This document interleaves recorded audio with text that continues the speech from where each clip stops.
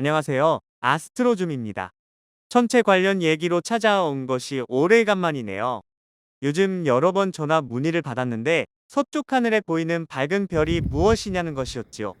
제가 가장 심플하게 답해주는 것 중에 하나는 초저녁 서쪽에 낮게 보이는 밝은 것은 금성밖에 없습니다. 입니다.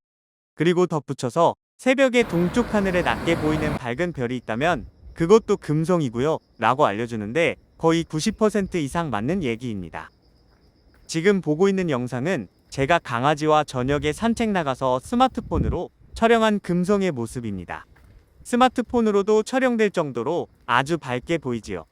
요즘 이렇게 밝게 보이는 금성은 아주 특별한 이유를 가지고 있습니다.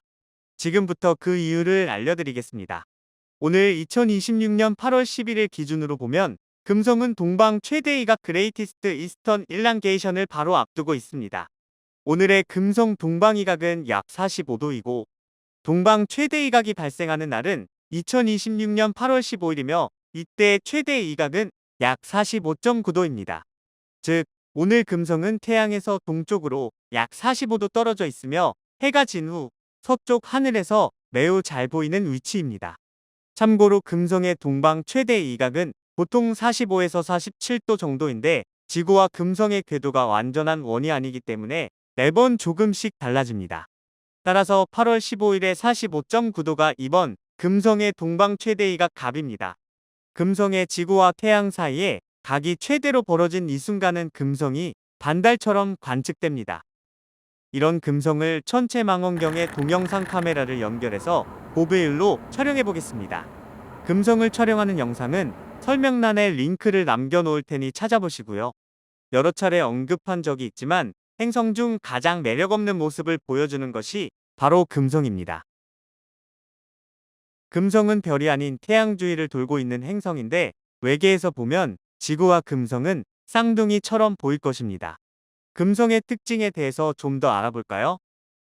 금성은 태양으로부터 두 번째 행성이자 지구에서 가장 가까운 이웃 행성이며 태양과 달 다음으로 하늘에서 세 번째로 밝은 천체입니다. 금성은 다른 행성과는 반대 방향으로 천천히 자전하고 구조와 크기 면에서 지구와 비슷하며 크기와 태양으로부터 거리가 비슷해 지구의 쌍둥이라고 불립니다. 두꺼운 대기는 달아나려는 열을 가두는 온실 효과를 일으키며 이로 인해 금성은 태양계에서 가장 뜨거운 행성이 되었고 표면 온도는 납을 녹일 정도인 약 467도에 달합니다. 그리고 지표면의 대기압은 지구의 해수면 대기압보다 약 93배 높습니다. 그리고 밀도가 높은 구름 아래에는 화산과 특이한 모양의 산들이 있는 표면이 있습니다. 고대 로마인들은 하늘에서 7개의 밝은 천체를 쉽게 볼 수 있었는데 태양, 달, 그리고 5개의 가장 밝은 행성들이었고 수성, 금성, 화성, 목성, 그리고 토성은 가장 유명한 신들의 이름을 따서 이름을 붙였습니다. 금성은 고대 로마의 사랑과 미의 여신 비너스의 이름을 따서 지어졌으며 고대 그리스인들에게는 아프로디테로 알려져 있었습니다. 금성의 대부분 지형 또한 여성의 이름을 따서 명명되었고 금성은 여성 신의 이름을 딴 유일한 행성입니다. 금성 표면에서 약 30km 상공의 온도는 섭씨 30도에서 70도 사이입니다. 이 온도 범위는 극한 미생물과 같은 지구상의 생명체가 살 수 있을 정도이며 그 높이에서의 대기압은 지구 표면에서 발견되는 것과 비슷합니다. 금성 대기층의 상부에서는 시속 360km에 달하는 강풍으로 우리가 항상 볼 수 있는 짙은 줄무늬가 나타납니다.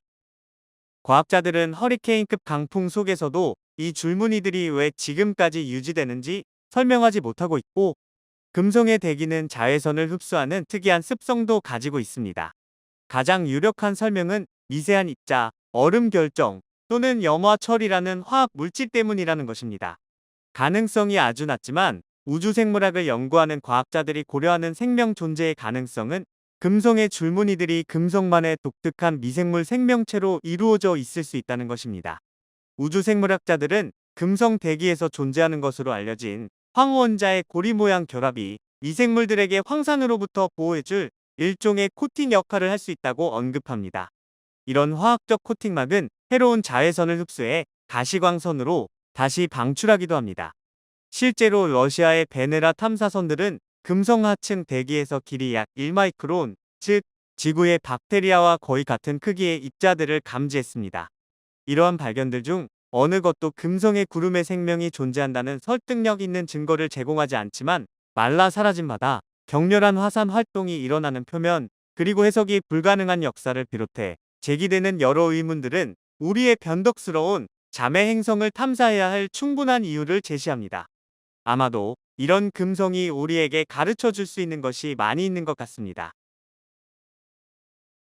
금성은 평균 약 1억 800만 킬로미터, 즉 0.72 AU 떨어진 거리에서 태양을 중심으로 공전합니다. 여기서 1AU는 태양과 지구 사이의 거리를 의미합니다. 태양빛이 태양에서 금성까지 도달하는 데는 약 6분이 걸리며 태양과 지구 사이를 오는 데는 약 8분이 걸립니다. 금성은 지구와 거의 비슷한 크기인데 적도 지름은 약 12,104km로 지구의 12,756km보다 작습니다. 지구에서 볼 때 금성은 달 다음으로 밤하늘에서 가장 밝은 천체입니다.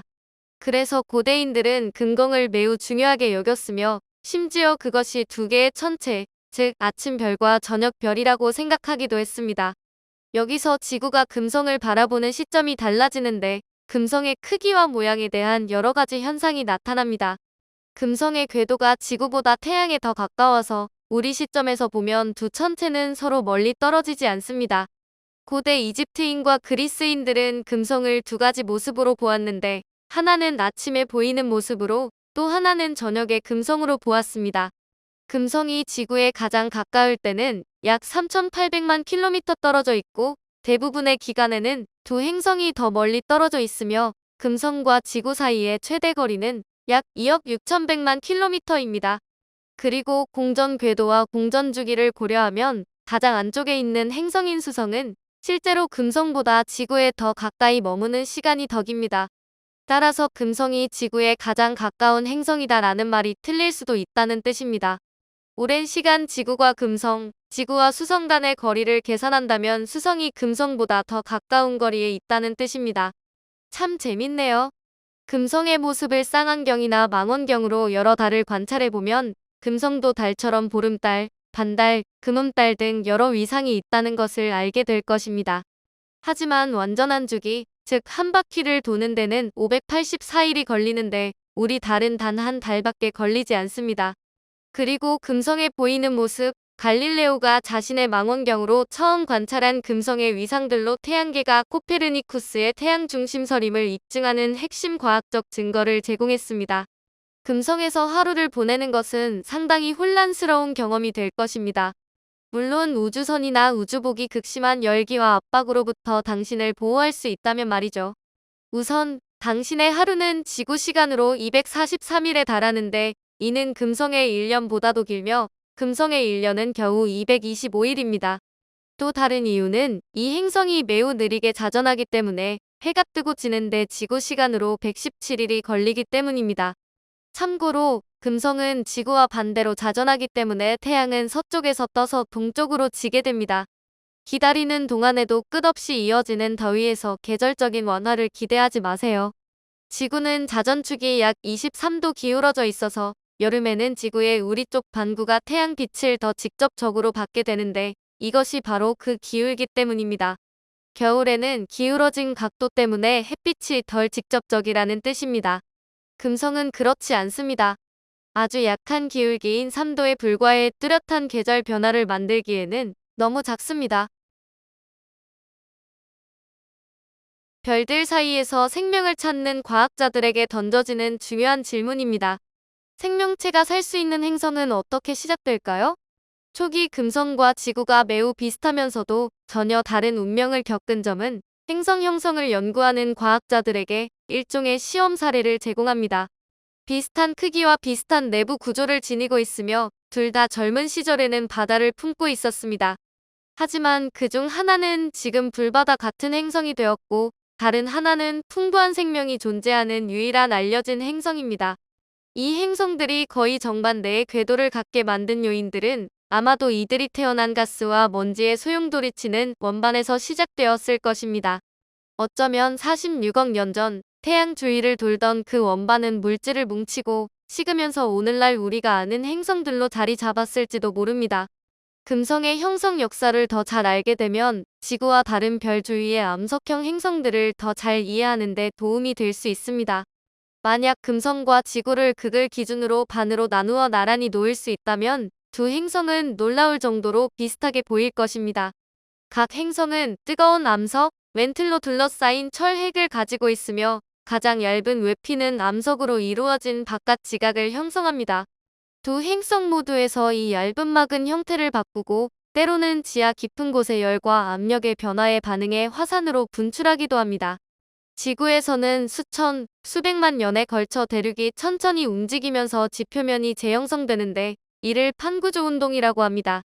비슷한 일이 금성의 초기 역사에서도 일어났을 수 있습니다. 오늘날 이 과정의 핵심 요소는 섭입, 즉 한 대륙판이 다른 대륙판 아래로 미끄러져 들어가는 현상이며 이는 화산 활동을 촉발할 수도 있습니다. 섭입은 판구조론이 형성되는 첫 번째 단계로 여겨집니다. 1994년에 5년간의 금성 탐사 임무를 마친 나사의 마젤란 우주선은 레이더를 이용해 뜨겁게 달궈진 금성 표면을 지도화했습니다. 마젤란은 극심한 화산 활동이 일어나는 땅을 관측했고 비교적 젊은 지표면에 최근에 지질학적으로 재형성된 모습으로 우뚝 솟은 산맥들이 이어져 있다는 것을 알아냈습니다. 금성은 우리 태양계에서 가장 뜨거운 행성으로 표면 온도가 약 467도에 달합니다. 그리고 지표면의 대기압은 지구에서 약 930m 이상 깊은 바닷속에 있는 것과 같은 압력을 가합니다. 소련은 1961년부터 1984년 사이에 베네라 프로그램의 일환으로 금성에 일련의 탐사선을 보냈습니다.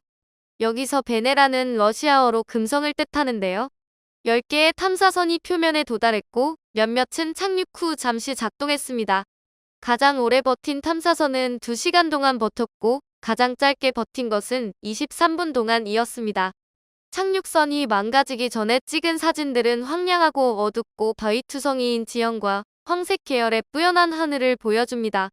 화산과 지각 변동이 금성 초기 표면의 대부분 흔적을 지운 것으로 보입니다. 최신 컴퓨터 모델들은 이 표면 형성이 오랜 시간에 걸쳐 부분적으로 일어났을 가능성을 시사하고 표면 지형의 평균 연령은 1억 5천만 년 정도로 매우 젊을 수 있으며 그보다 더 오래된 표면도 일부 섞여 있습니다. 금성에는 수천 개의 화산과 계곡 그리고 높은 산들이 있습니다. 이 행성의 표면 지형은 대부분 실제 인물과 신화 속 여성들의 이름을 따서 명명되었는데 여기에는 북극 근처 호주 크기 정도의 바위투성이 고지대인 이슈타르테라와 적도를 가로지르는 남아메리카 크기의 아프로디테 테라가 포함됩니다. 하나의 산은 높이 11km에 이르며 에베레스트 산보다 더 높습니다. 특히 지구를 제외하면 금성은 모든 암석 행성 중에서 충돌 분화구가 가장 적은 행성입니다. 금성의 대기는 극단적인 것들로 이루어져 있습니다. 태양계에서 태양을 제외하고 가장 뜨거운 표면을 가진 금성은 가장 안쪽에 있는 수성보다도 더 뜨겁습니다. 수성은 마치 숯불에 구워진 듯합니다. 금성의 대기는 대부분 이산화탄소로 이루어져 있는데 이 가스는 금성과 지구 모두에서 온실 효과를 일으키는 역할을 합니다. 또한 황산으로 이루어진 짙은 구름도 존재합니다. 지표면의 대기압은 지구 해수면의 93배에 달하는 엄청난 압력입니다. 표면에서는 고온 고압 상태의 이산화탄소가 부식을 일으키는 요소로 작용합니다. 하지만 대기 상층부로 올라가면 온도와 압력이 점차 완화됩니다. 금성은 지구와 크기가 비슷하고 철핵의 크기도 비슷하지만 자체적으로 생성된 자기장을 가지고 있지 않습니다. 대신 금성에는 유도 자기장이라고 불리는 것이 존재합니다. 이 약한 자기장은 태양의 자기장과 행성의 외기 대기 사이의 상호작용에 의해 생성됩니다. 태양의 자외선은 금성의 가장 바깥 대기층에 있는 기체들을 역이시키는데 이렇게 전기적으로 역이된 기체들을 이온이라고 부르며 이 영역을 전리층이라고 합니다. 지구에도 전리층이 있습니다.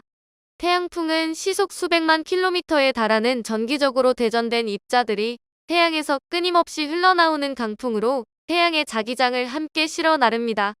태양의 자기장이 금성에 전기적으로 역이된 전리층과 상호작용하면 그곳에 자기장을 생성하거나 유도합니다.